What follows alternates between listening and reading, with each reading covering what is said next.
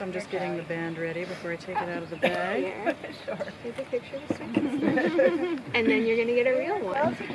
So I weighed it while it was in the bag, and then once I take it out of the bag, I'll weigh the bag by itself and subtract that to get the weight of the bird.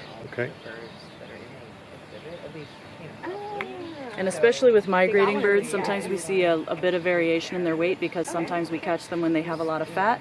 Sometimes they don't have any fat, so that's reflected in their weight.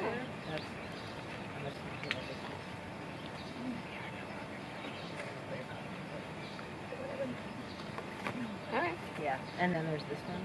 And then there's this one. These two are still the real. Yeah. I mean, you don't have to keep. I can keep them. No, yeah. But if you want to look at it, just saying now. This is all we've had so Oh, far. okay. Okay.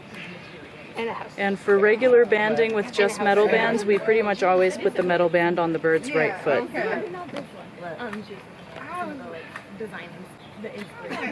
What other kind of bands are there? We also use color bands for some projects, but we don't color band the Swainson's thrush. So when we put on color bands on the birds, it means that we can keep track of individuals without having to recatch them. So this band has a number on it, so if this bird is caught in a net again, we can look at that number, look it up in a database, and know exactly where it was first caught.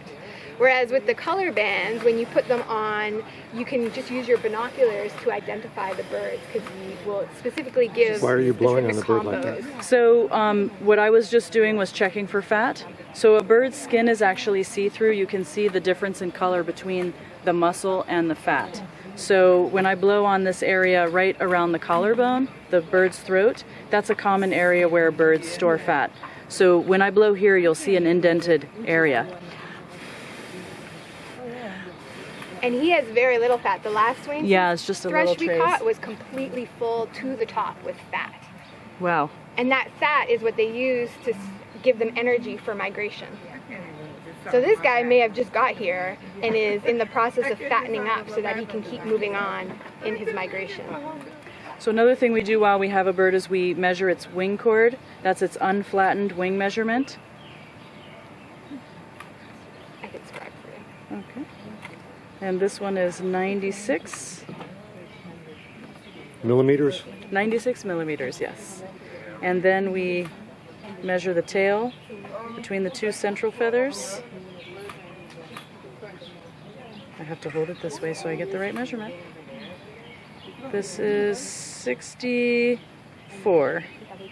So we often take a sample of one tail feather because just like for us, all of the nutrients and chemicals and the foods we eat go into our body tissue, our hair and our nails. The same thing happens with the food that birds eat. So the chemicals and nutrients that they have ingested go into their feathers.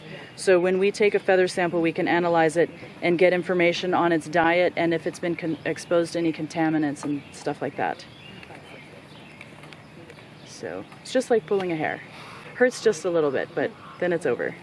So another thing we do is we look at the feathers to get an idea of how old the bird is. Songbirds, since they grow up in nests, they grow all of their feathers at once when they're very young. So the quality of their feathers when they're young tends to be fairly low, and they wear out pretty quickly. Also, sometimes the color is slightly different. It's a little duller than an older adult bird. So an older adult has the leisure of dropping feathers one at a time and molting those feathers in one at a time, so they have better quality feathers as they get older. And then of course the coloration tends to get brighter and more apparent as they're older. So we look for those differences when we look at the bird feathers to get an idea of how old they are. Did you see anything like this? He's an SY. This one? Yeah. Okay, based on this? Okay, good. I already put. Oh, So good. how long? Okay. How long would these birds live?